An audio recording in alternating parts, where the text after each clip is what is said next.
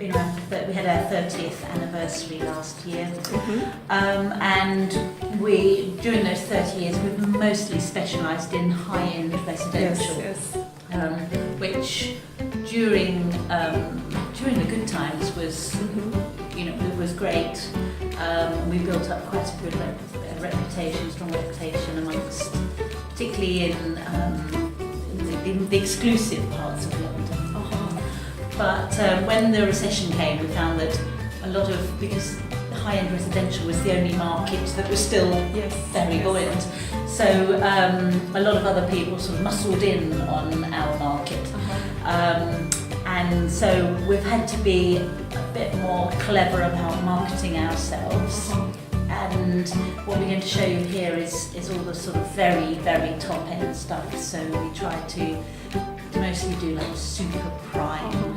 We've also got an interior design practice who we market as a separate company, but actually it's completely part of KSR.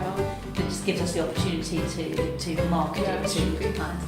So the work here is a mixture of the two. They work on their own, we work on our own, but a lot of our work is together. So if that makes sense. So just through.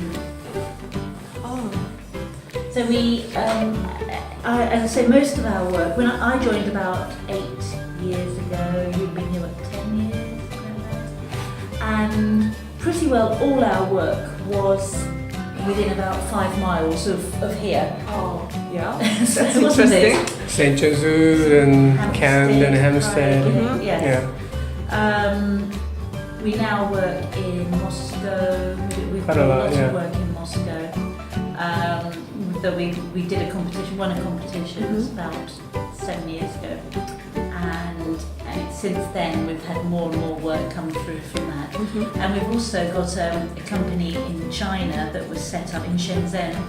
Was set up by one of the senior architects here who left, and he wanted to set up a company in China, which because he had no body of work, he called it KSR.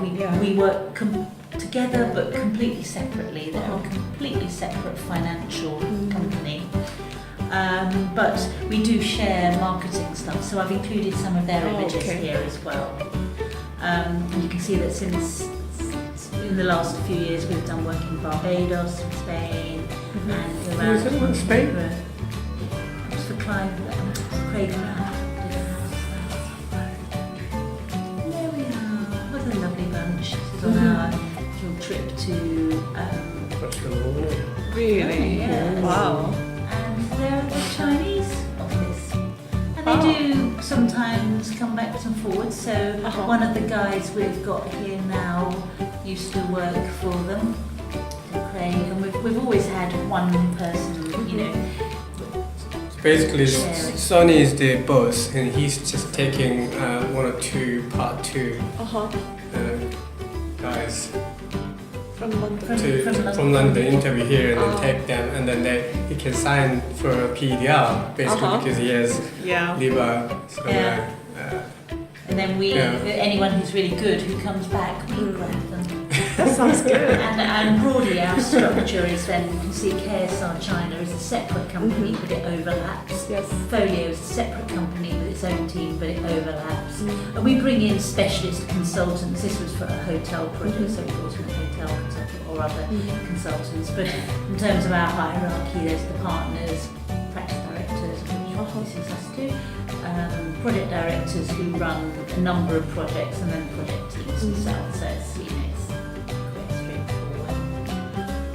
And our strengths, put this out on order, these are how we perceive our strengths to be.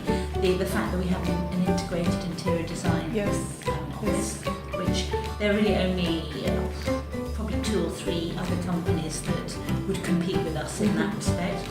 Our luxury residential expertise is absolutely key, and whilst we are looking at other markets, they tend to be ones that sort of spring from that, like hotel, restaurant, that sort of thing.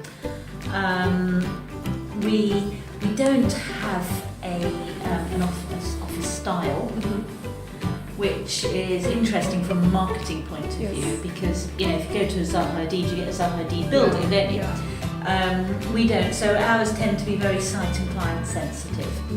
So a lot of because half of our projects may be private clients and they have what they want, and it keep changing. Yes, correct. And then we need to find some quirky ones sometimes and present different things, and it's kind of a relationship, and we're making sort of discussing and building designs actually together with clients. So it's difficult to have one specific style. Absolutely. And when we're working for developers, they have very sort of specific market types they have. So we just need to follow that. So it's difficult to also again to sort of impose our own style. So in a way, that's one of the main reasons. A lot of our work is in conservation areas. It's difficult to do some different things too sometimes. If a client comes along and says, I want to have a really modern building, we actually put out fireworks and have a party. Other than that, it's very traditional. Our client care, we do have a lot of repeat business, and we like to pride ourselves on that. I'm sure everyone does. We win awards. We have an international reputation now, so it's our Russian clients, and we've got a couple of Russian jobs on here to show you. People keep coming back. And unusually, which I know SeungHoon leads on, is the use of BIM, the Revit, which is very unusual amongst people who do one-off houses. I thought about that as well. And I mean, we've been using it for 10 years. Really? 10 years already? Wow. But it's, But probably 5 years ago, we really struggled to find staff who had any experience in Revit. And in fact, SeungHoon and I have big rows with one of the partners here in particular, who says, we only want to have Revit people, that's all we need. And we both feel that actually you can teach Revit. What you can't teach is an empathy to, sensitivity to the type of buildings we do. So actually, if somebody came from one of our competitors and had done similar buildings, I think it's kind of the same discussion carries on, because when I last visited Korea, it was 2009, and then I did a workshop and teach my friend's office guys Revit, because 2009 Revit was free in Korea. Autodesk, they are really Dutch. They put different price tags in different markets. So here it was £6,000 by the time. Now it's 8,000, but they're just basically selling for free. So if you have an Autodesk license, it's for free. Wow! But when I taught them for almost 2 weeks, it's difficult because they couldn't make any progress at all, because the thing is, they are working on very tight schedule. So they're constantly under pressure. They need to produce something really quickly. So they don't really have time to try some complicated new software. So I was really shocked, because they're all quite smart guys and working 9 to 9 sometimes. And China office guys, 2 of them came here maybe 2006 or something. 2 of them. And then I taught them Revit. And I was hoping they're going to do Revit things, and we can do Revit works when we have a big project or working. Outsourcing that. But they never use Revit properly. And found out similar way, because they're constantly under big pressure, tight schedule. Producing. They don't have really time to exercise that. So they do CAD and SketchUp. Because they just use the Revit as a tool. It's not about integrated design process. So they can't see the sort of long-term sort of benefits in that.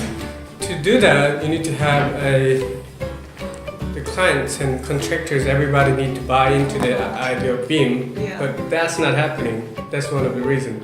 Initially, when we started to marketing, we were doing 3Ds and Revit. It was purely visual things.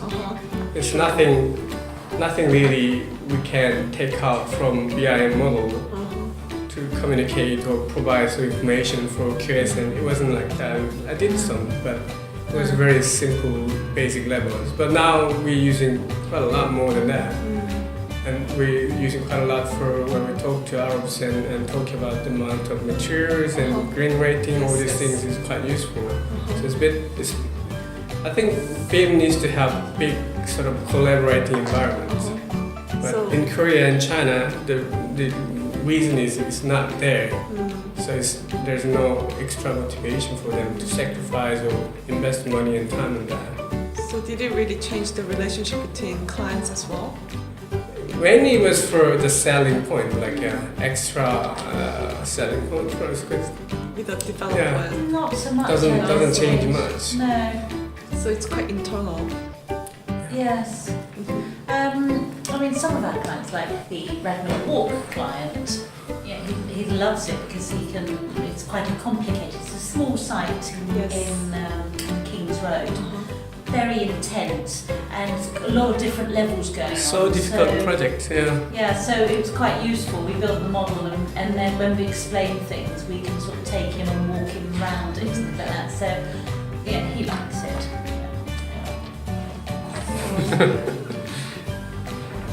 This is just the sort of research that we do into apartment design specifications, what we have found people want and things.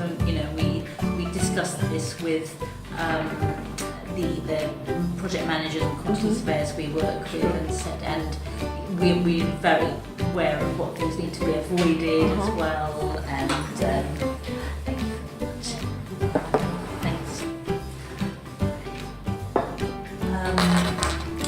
anyway, what I've done is put together some recent projects and some recently completed ones, and some of our current ones as well.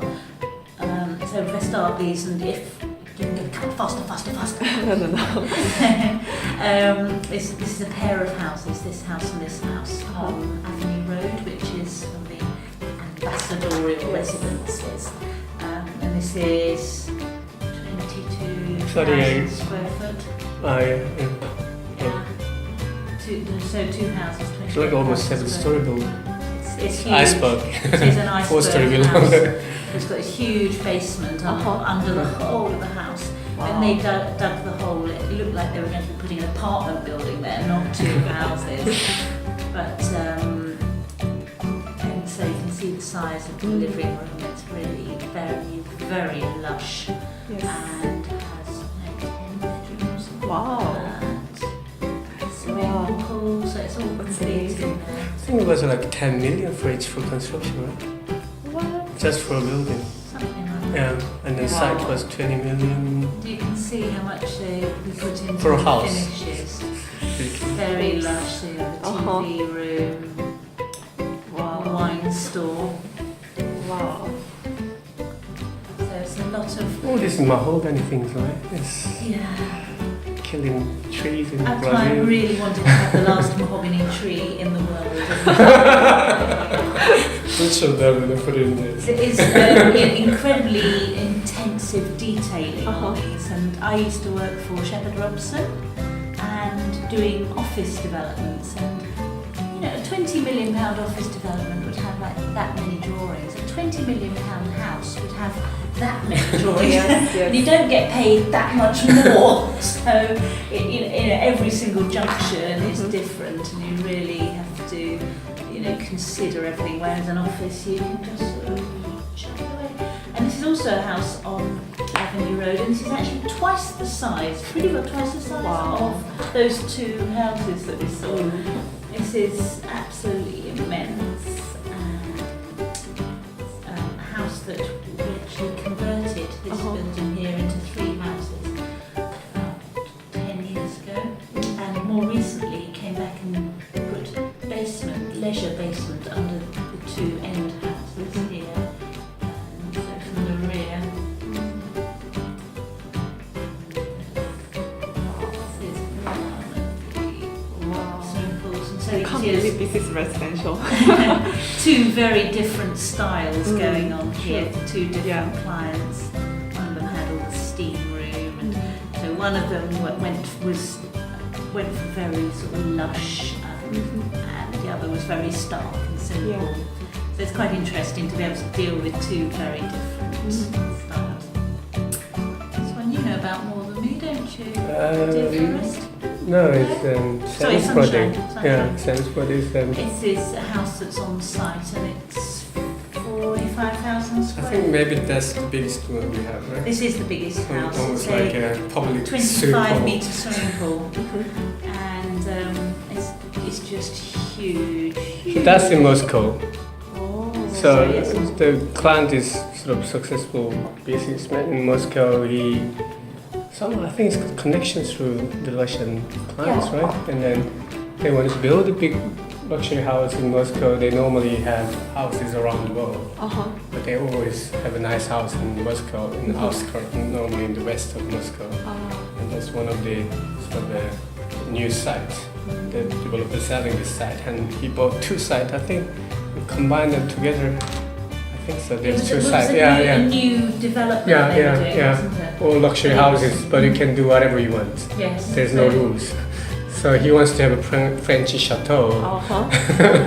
Yeah. So Basically. architecturally we may not agree with it, but it has got things like a stargazing room. Yeah. So all bespoke. bar. That we want something room to look at. Very young couple, I think 30, 40 something, early 40s. Yeah. Very young couple with We actually had very young children. when we started designing it, it had the master suite, which has sort of bedroom that you can't actually see across. It's so big, and dressing room, his dressing room, and her dressing room, his bathroom and her bathroom. The floor above was a children's floor, and it had 2 bedrooms, dressing room.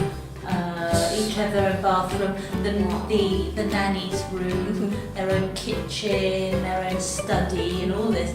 And he didn't even have any children. Oops. So his wife got to work on that. A little chapel at one point, because they Yes. are a sort of Russian Orthodox, yes. yeah.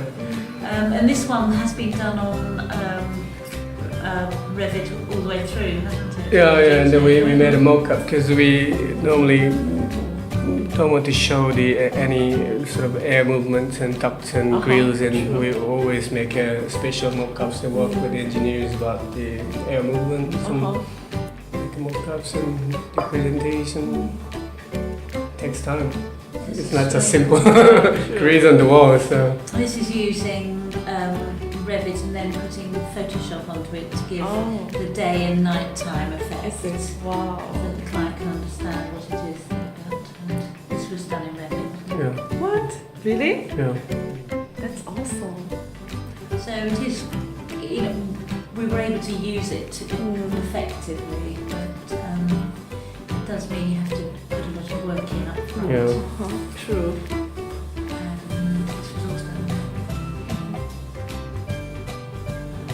and this is the other end of the world that we do. So this is in Highgate, and it's a house that we originally did. In fact, Folio did the house for them, sort of modernised it with the kitchen and things.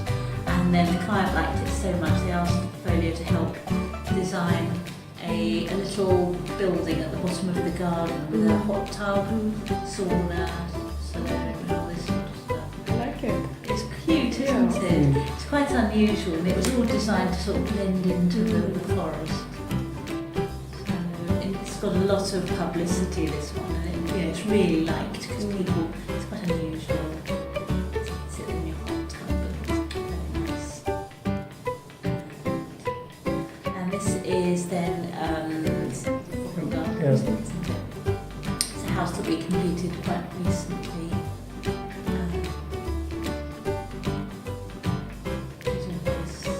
And we did the architecture and Folio did the interior design. And these are clients who very much know their mind.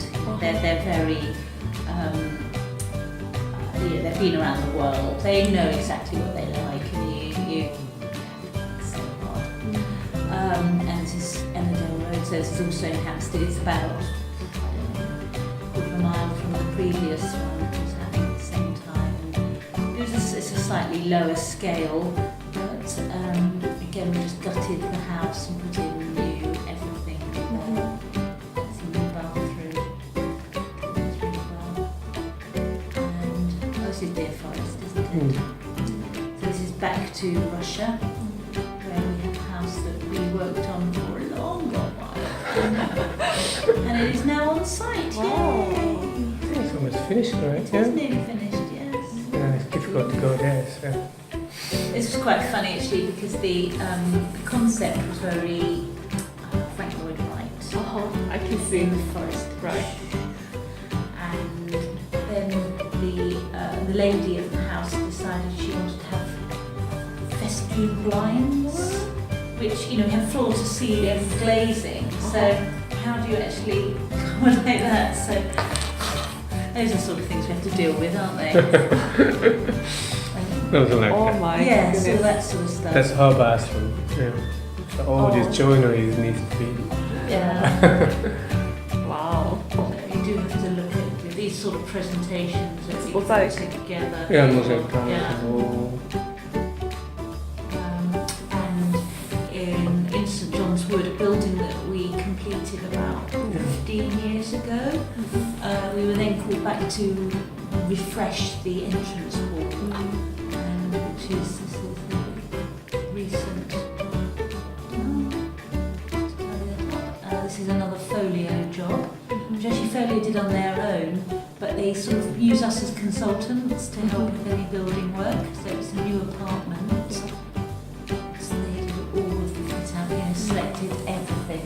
Their clients here, you choose everything down to the knife and fork.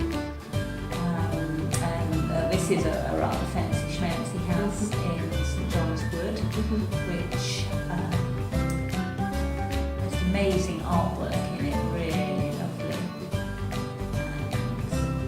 And then another house in St John's Wood, showing the two extremes that we work to. I was about to What's say that that. This is Hamilton Terrace as well. They're both in Hamilton Terrace. That one, that's the next door. Yeah. This is, and you can see it's Oh. very lush, very traditional.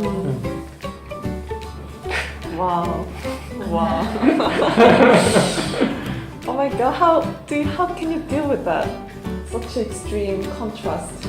Yeah, it's difficult. That's structured market, so you have to just follow it.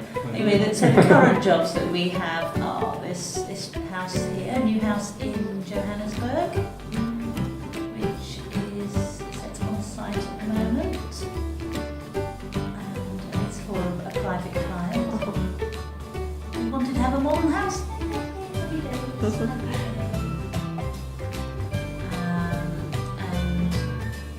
So this is all in Russia, where we did master planning. And then ended up doing these houses. The brief was to do sort of Hampstead Garden suburbs. So it's all arts and crafty sort of. Yeah. But anyway, it is now on site. Houses are coming out of the ground. We're not actually dealing with them now, so we just do up to stage F, I guess. The next slide, I put some Revit using. So go to the next slide. Yeah. So basically, we did quite a lot of detail for the stones and structures as well, because it's a bit different way they operate. Because they're asking for us we call tender package or construction package up to tender, and they think differently. So they're actually quite demanding. So sometimes we have to do a lot more than we normally do. So we ended up building like all these stone settings almost in 3D, and timber and structures we had to somehow work a little bit more than we're gonna do. We're not structural engineers, but they have structural engineers, but they need to have a bit of more information coordination. Chair. Yeah, so Yeah, it looks like is. a chair. It looks like a chair here. Because that one is a bit of bricks here, but doesn't have a brick here. So Yeah. you can see that. But this was actually, Revit was very useful here, Yeah, because it created the families, and we had 500 houses or something like that. The whole site is about 500 plots, and then we were commissioned for sort of medium-sized plots, and they sold some, and they built some and they sell it, and then they basically testing whether it sells better without building or with building, and then somehow they want to have more building built by themselves to sell it than just sell the site Well, straight when we away. started, we also Yeah. had 500 apartments, which were here, or Yeah. something, weren't they? Big. It was like it had to be like Regent's Park, you know, the Yes, houses, natural yes. terraces. This is what they wanted. So we produced, and so that was all happily going ahead. And then suddenly they say, no, we don't want apartments, we want houses. So up in the air, and we designed houses. But it did mean that SeungHoon could create like a family, Revit families, and just sort of put them together in different orders and things. So it's been quite interesting, hasn't it? So it really helps to attract more clients. We've actually got quite a lot of work through this job. Yeah. Both we've got two houses I showed you here. Both came through this client. So I think if you do a good job, the oligarchs talk to another oligarch. Yeah. You know, and I Billionaires. think one of them is for the financial director of the company or something. So, Yeah. and this job here is SeungHoon's only been working on this for 9 years. 9 What? years. Seriously? I don't know what he's been messing about. It's in St John's Wood. I'm still working on The that. client is You're still okay working for on it. developing the project for 9 years. Yes, yeah. Wow, he's quite laid back. I like that. Well, he keeps paying us full fees because the market changes. You have different sorts of the amount of affordable housing changes. This is opposite Lord's Cricket Ground, and this was done in Revit, and then you would hand it over to the visualisers, and they're now into marketing. They want to market before they build, obviously. And so the interior designers have been, you can see the amount of detail Yes. that they put into, selecting the stone and everything, and the light fittings. And so they've designed these views to market, specifically to market the building.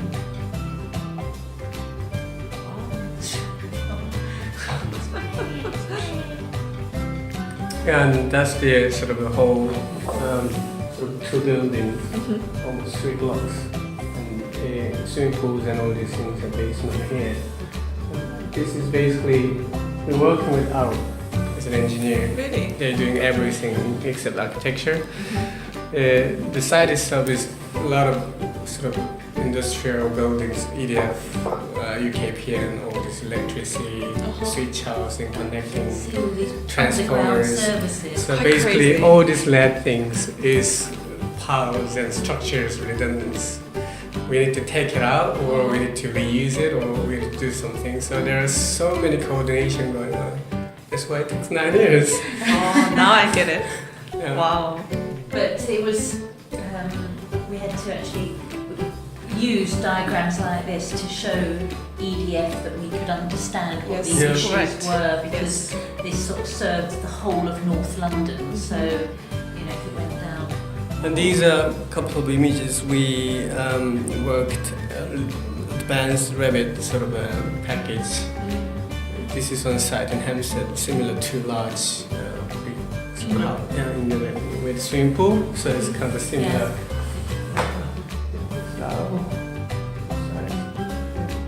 Yeah, and then zoomed in views. Wow. Polly has been working on this furniture layout and electricities and everything, like a bathroom and towels and showers and everything. So we fully modeled in 3D. It's really useful actually to show the contractor as well when we're putting together tender packages. You may be doing like dormers or something, so you'll just have a little call out of that and then the details next to it, and they can sort of see.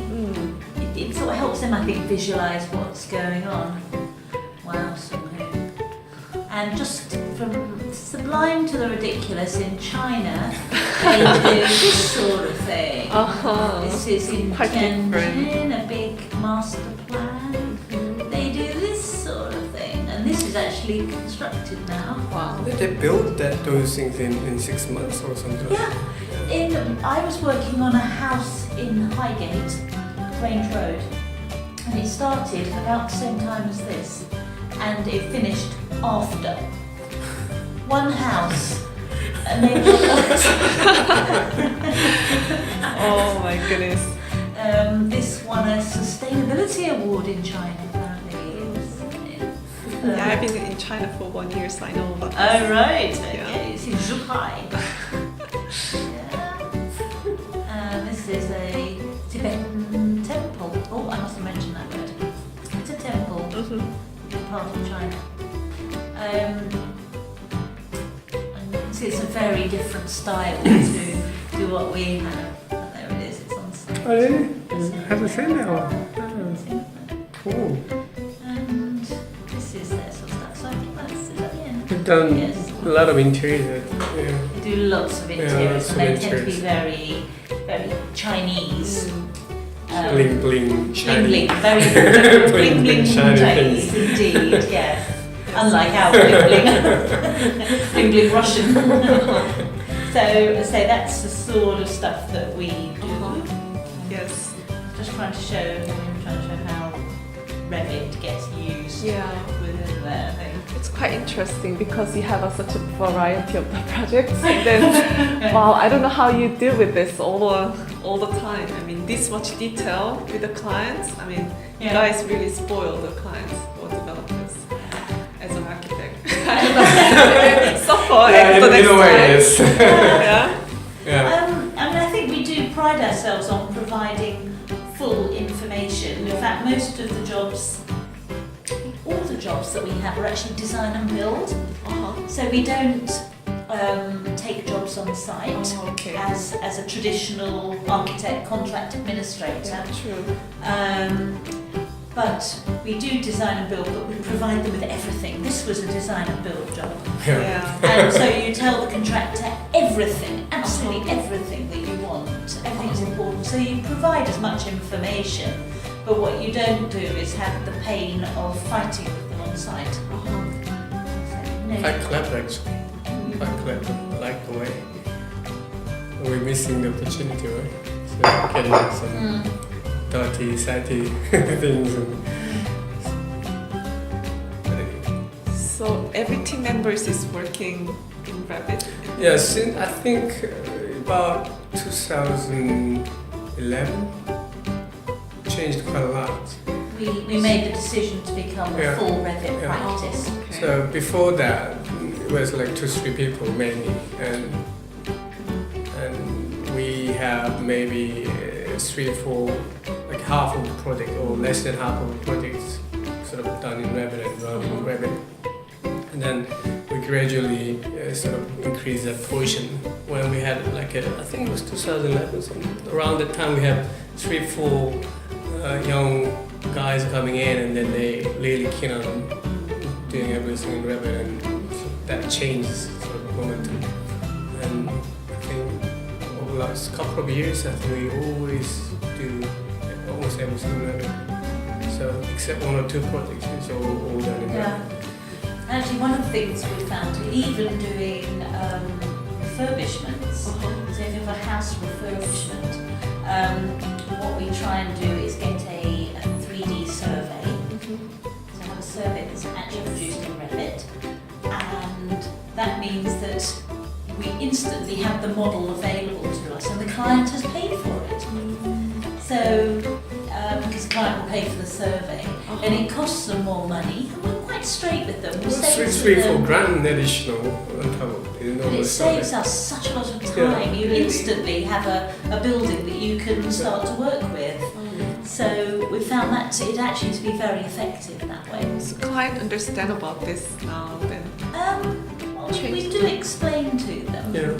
You know, we'll say, okay, we can either build our own Revit model and it will take 2 weeks or whatever it is to do that, or we'll just get this survey and then we're instantly up and running. So They quite often send it to Philippines or India. Oh. So they do 2D survey and then send the package and photographs over, then people go there holding some little things and send it. yeah.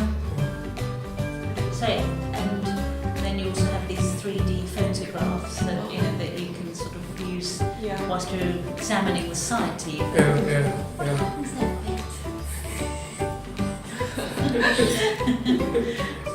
that's very one of the reasons, or one of the ways that we make it effective for us as a business proposition.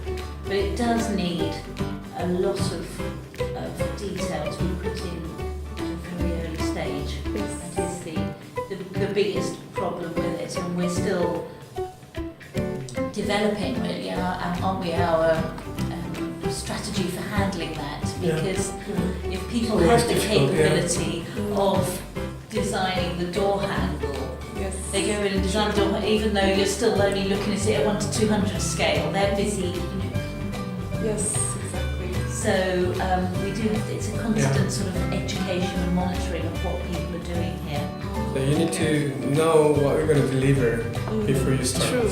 Yeah. So you're delivering just door handle, just a little circle. You don't spend the time to model the door handle in 3D. You just need to say this is what type of door handle from each manufacturer.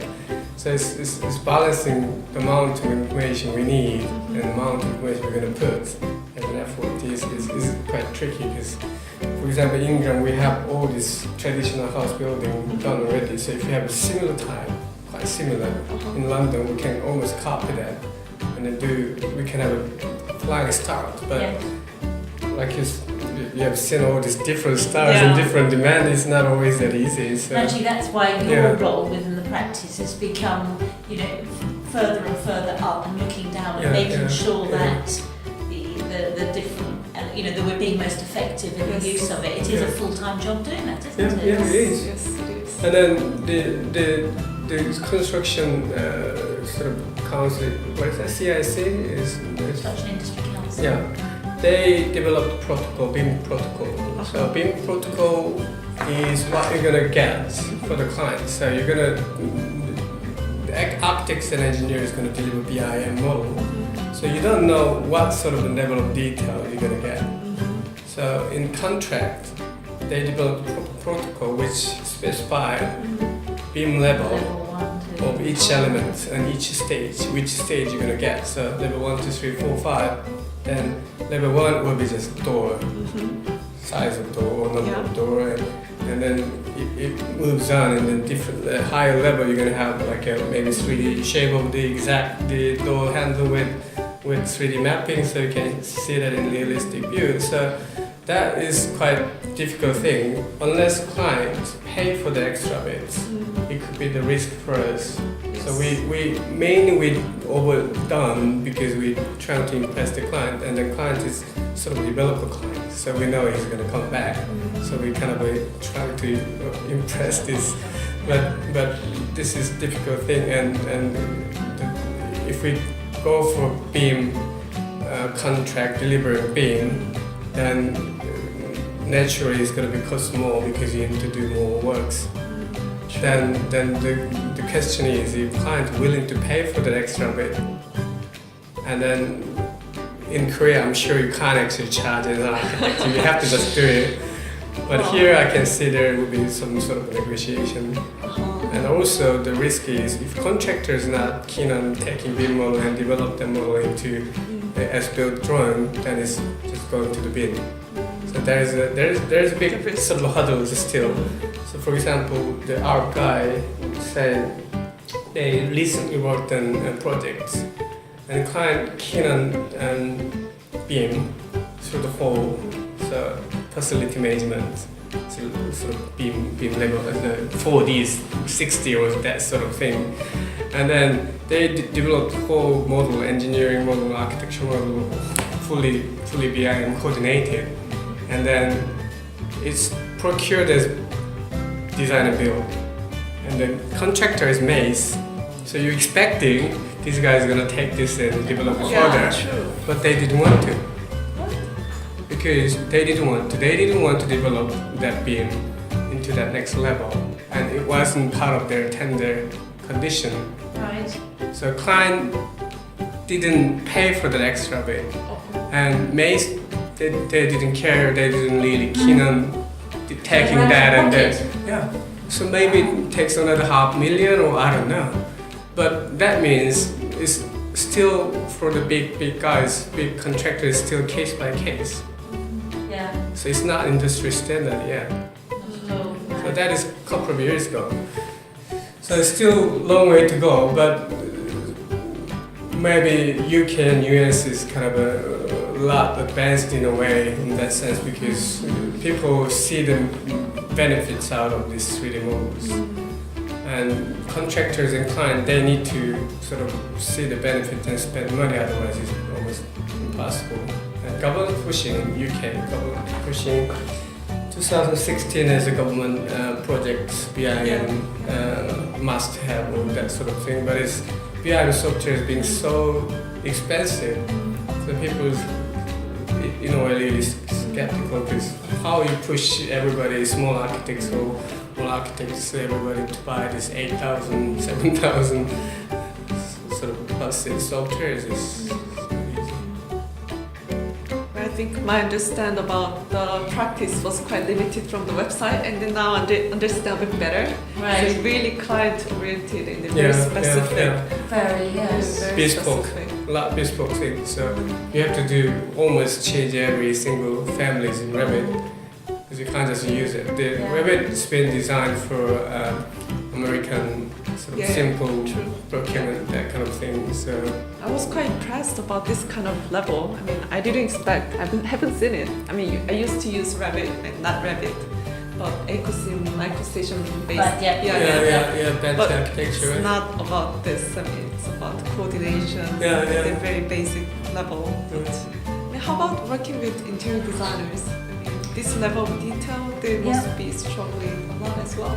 I mean, I think the problem is that if they went into 3D BIM, it would just be so heavy, the model, wouldn't it? It would just grind to a halt. Yeah. So they tend to do 2D, don't they? And We always mix with 2D, so it's going to be 2D and 3D. But for example, layering and balustrade, that became one of the key elements in the house, whole and design. So we spent a bit extra times, and we also printed out 3D of that balustrade and showed the clients. 3D printer. 3D printer.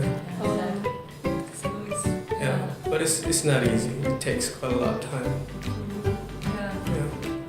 But it's, I think our professional clients certainly see the benefit of BIM. How do you get the projects? I mean, all the clients from all different places with a different How do taste. we now work? Yeah. We tend not to do competitions. We sometimes do like beauty parades. So be one of 3 architects. Rarely do it for more than 1 in 3 or 1 in 5 maybe. But we don't do open competitions at all. I think it's because we have this specialism. So we've actually recently employed somebody to do marketing, business development. So until then I was really coordinating it.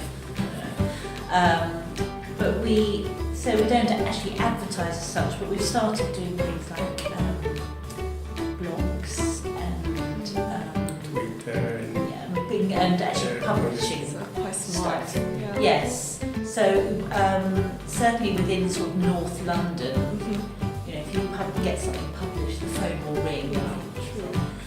We also work closely with a limited number of planning consultants who will come to us with jobs and things. And it's by word of mouth. So if somebody in we've done a fancy house up in Hampstead, and then their neighbour decides to do it, and they will refer us. So estate agents and engineers, and sometimes the clients referrals from existing clients. So it's it's 30 really years hard work. important that we keep the quality of what we produce up there.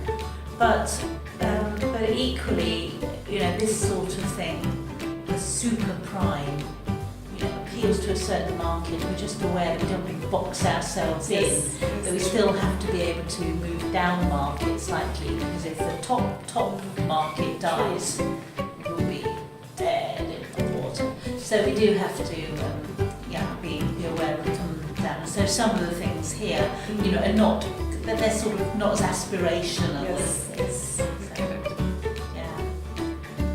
say, we are looking at where we move from here, and I would have thought something like hotels would be perfect. I think so too. You know, this Looks sort like of a thing hotel, here is yeah. a hotel Yeah. lobby, isn't it? It is.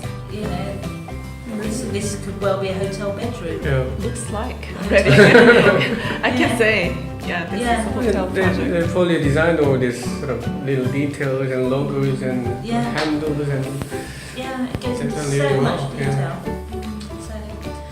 So yes, you know, we do. We're actively considering how to market ourselves on these things. You know, we've been going to conferences and things like that just to see what's happening out there. Yeah, interesting. I think we've got some interesting times ahead, as usual. They always are, aren't they? And it will be residential market in London is still quite strong. Right? It is, Yeah, yes. still I quite think strong. the very top end has. It's a bit It's- down, Yeah. and just below that is still very It's a hot. sort of, the 2 million plus, Yeah, you know, yeah. it's Lot. not so There's likely, so but many things going on. yeah. But the houses we showed right at the start, the two houses, those were originally on the market for £70 million each. For each. £70 million each. 70. Oh. It's greedy. Yeah, it was. It was It's really greedy. Wow. Yes. So what's the market like in Korea at the moment? No idea, honestly. I just recently went back to Korea. Right. Then I just started my own now, so. Yes. But this is outrageous. I mean, it's wow. What sort of area are you looking at then? I I'm mean, going to specialise. so well, I'm looking at residential as well, but then really I need to spend some time to settle down. So yeah, it's not really familiar yet. So I've been abroad Right. for more than 10 years, and then I need to understand about the Korean culture first, then Right. slowly observe. The interesting thing is in Korea, because we basically we designed a house in Moscow, but that is quite British style Yeah. layout in a way. We almost selling the typology, Yes. and they have specific requirement for the tambu or they want to have some double door kind of in the entrance area. They have specific requirement. Except that we always sort of selling the typical layouts or what we think we think is good. Because it's almost like we're selling the layout and typology to Moscow. And I can sense I've been thinking about this for a while, and I can sense that in Korea there's a sort of a changes as well, because some people wants to have alternative housings from this mass production of apartments. So they talk about sort of a small, like a low-rise or single detached houses in certain areas where you can't really put up tall or dense apartments. So that kind of thing is happening. But in Korea, there's no concept of sharing boundaries. So it's not possible to have townhouses or terrace houses. So people never share boundaries. Detached. Okay. This is yours, this is mine. Yes. And is it like the Russian, you know, the Yeah, house yeah. sits in the middle and Yeah. the ladder? Yes. There's no way you can share the boundary with your neighbor. Well, actually, it's breaking now. So Somehow. the concept of European style deep residential housing with some courtyard or that kind of things Yeah. been discussed and tested a couple of times in Korea, but they never get into that unless because people buy sites for four people agree to buy a site and agree to share the boundaries and build something European style things. They quite like the way having little terrace and doing barbecues is quite trendy now, Yeah. but you can't do that in apartments. And if you want to do semi-detached houses, semi-detached never works. Detached house, then it costs too much. So somebody tried some alternative typology, so you can build as little as apartments in some nice areas. So So you can still do the similar money, spend similar money, having very nice sort of non-apartment type with little terrace and patio things, but you have to have somebody to agree with that before you even start your building. So that's tricky things, but I can sense there are some changes in the typology because people want to have something different. Yes. Well, because they've probably travelled and seen it. Yeah, because it's sharing and people traveling. Yeah. So yeah, I think it's going to be something different, maybe some European style. I just come back layouts. from Oman, and there it was also this idea, you know, of a house sitting in the middle of the plot, and it did nothing for the streetscape. You know, there was no sense of community on the streets. They're just looking It was inside, right? everybody, exactly. It was all my little world. Yeah. Keep having Little a courtyard. world Yeah. yeah. True. But a lot of young generation is getting education abroad, and then they adopt the Yeah, Western culture They'll take it inside. back, Yeah. yes, So yeah. that's interesting.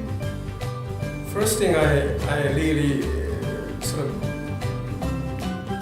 experienced anything about Britain was transporting.